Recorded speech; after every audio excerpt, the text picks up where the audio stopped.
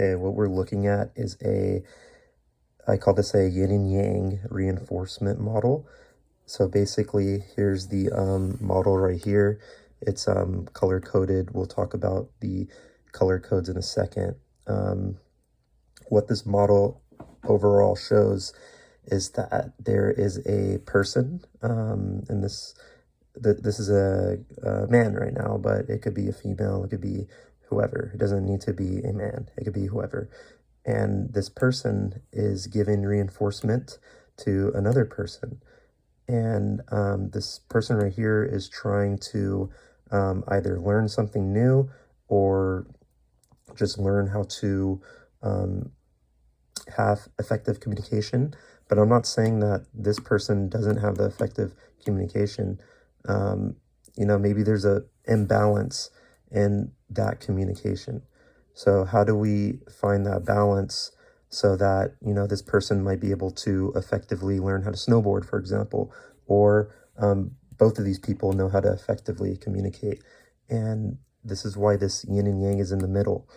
And the reason for that is because the balance comes from the person, the woman in this case, being able to reinforce the man equally. Okay, so we get into, so reinforce, what does that mean? That just means to strengthen or support. And in this case, because this is a balance of relationship model, reinforcement is to strengthen or support an emotional state. Okay, so yeah, let me flow into that. That's a good flow. Okay, so state, in our case, it's emotional state. So what are some emotional states? Well, let's talk about some positive, which we call the reward, which is in the last step of the model. Those positive emotional states can be motivation, excitement, confidence, okay? Some negative states, and those positive emotional states are rewards that inspire motivation, which leads to progression. So negative emotional states might be frustration, anger, confusion, but that's actually a penalty from getting to your end goal of, learning how to do something or reaching a certain state in a relationship with someone. Because the penalty of feeling those negative emotions of, let's say, confusion, sadness, anger, that could lead you to fight or flight. So that's why these emotional feelings now go into the ability to be able to listen, but not to listen effectively. So what do I mean by listen effectively? It's to be able to understand what the person is telling you, but not responding right away. Just sitting there and listen.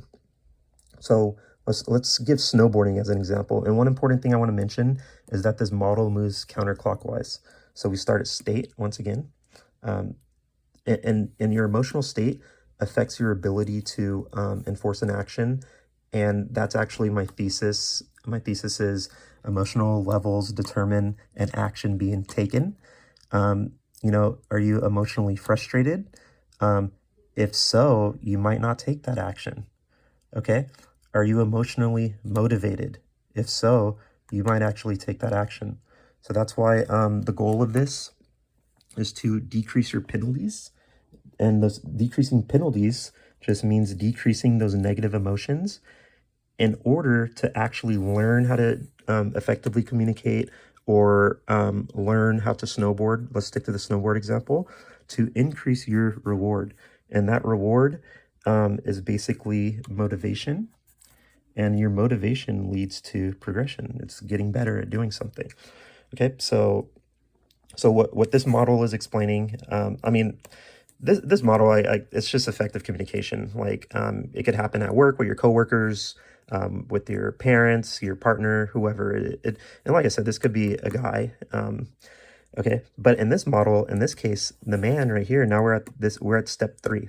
Okay, so let me recap. Step 1 was emotional state. How is this person feeling that's preventing them from taking a certain action? Okay, so maybe they're feeling frustrated because they're having trouble snowboarding. So, but that's actually a penalty because now they go into fight or flight. They're like, well, you're not a good teacher. Like, you don't really know what you're talking about. You've only been snowboarding for, 2 months and you learned everything on YouTube. which might be valid, but whatever, it's fight or flight. Give the guy a chance. Okay. Okay, so it starts at state and then emotional feelings. Let's just say this person's frustrated. They're having a hard time learning to snowboard. And then that affects their ability to listen. So now they're not able to listen to what this person is really saying, and they're not progressing. Instead, they're fighting or flighting, and they're either regressing or just staying at the same skill level. So what that requires actually is this person actually has trust. So let me actually add that. I mean, trust. Got to trust the process. Okay. In order to have a balance in a relationship, there needs to be trust, right? I mean, it's so cliche. Everyone always says like, there's no love with no trust. But also, this person over here is not going to be able to learn how to do something if they don't trust their ability to be able to teach them. Okay, so now let's talk about the teacher's job.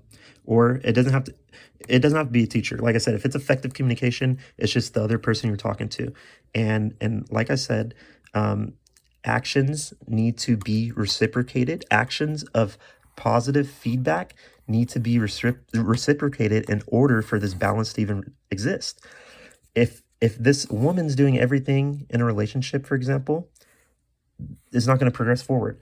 If this teacher is trying to do everything to teach, this person how to snowboard, but this person is not reciprocating that motivation, that action, they're never going to progress in snowboarding. They're going to stay right there. Okay, so, but it's the teacher's job to, let's go right here. So what's the teacher's job? The teacher's job, or the other person's job, is to enforce or invoke positive feedback mechanisms to the person that he's interacting with, basically. But in order for this person to do that, right, let's go back to the snowboarding example. He might be annoyed that the person he's trying to teach is not listening. And then he's like, well, fuck, I got a schedule. I want to go shred. I want to go do my own thing. But it's this person's ability to, or it's this person's skill or ability, to be able to self-regulate. So the teacher, or the man in this case, needs to be able to self-regulate his emotions to ensure that the positive and productive actions are taken. And what are those positive and productive actions that need to be taken? They're the positive feedback mechanisms. So that might be praise. Like, oh, no, you're doing great. Like, oh my gosh, like I was not that good when I first started snowboarding. Encouragement. You got this. Come on, you're almost there. Progress indicators. Oh, look at this GoPro footage I only took 3 months ago of you snowboarding. Now look, 3 months later, you're doing 180s. That's crazy. What? You need to teach me now. Rewards. Oh yeah, your snowboard, it's pretty cheap. You got it for like $25, buy a dumpster or garage sale or whatever. Here's a snowboard that I got you for $300. You fucking love snowboarding. You're getting so good. Here you go. Here's a reward. Goal setting. We should get really good at snowboarding, so we could go to Japan together and snowboard in Japan, eat some sushi after. And, just maybe just writing things every now and then, like maybe on their post, like, damn, yeah, you're shredding that rail hard. Just positive feedback mechanisms. So what that positive feedback mechanism does, so that's step 3. Now we're going to go to step 3.1. That gives this person a reward. This person needs that reward of positive feedback mechanisms in order to influence their emotional state. So now, instead of experiencing that penalty, they actually experience an award of having confidence, motivation, and excitement of invoking the actions necessary and the skill to progress forward. So now this person has encouragement for action that's efficient, okay? And what does that do? It strengthens and supports this person's emotional state. So now this person is progressing forward, okay? But like I said, in order for this to happen, there needs to be balance. There needs to be yin and yang. If this teacher is trying to teach this person everything, but this person is, being sassy, unappreciative, not listening, this person has so much tolerance until they're going to give up teaching. But let me let me reinforce the importance of this person needs the ability to self-regulate their emotions. So it's having high emotional intelligence, okay? In order to ensure positive, productive actions are taken. But, you know, you can't put all of that weight, all of that stress on that one person. You actually, this person, the person on the receiving end, they need to give clarification to this person, okay? So that this person has the correct, or he fixes his incorrect beliefs. So now he has the correct beliefs that are needed, as this can affect his emotions, which then affect his actions. Maybe she's not really yelling at him, which he thinks she is, or he is, you know, it doesn't have to be gender, whatever. Maybe this person is just getting mad at themselves and cursing at themselves. Maybe they're like, fuck, shit, fuck. So maybe this person just needs to clarify, like, oh no, I wasn't saying that to you. I was getting mad at myself. Okay, so we're almost done here. Okay, so yeah, I mean, so yeah, look at the color-coded stuff, right? So the purple represents the positive feedback mechanisms. Okay, so these are the positive feedback mechanisms.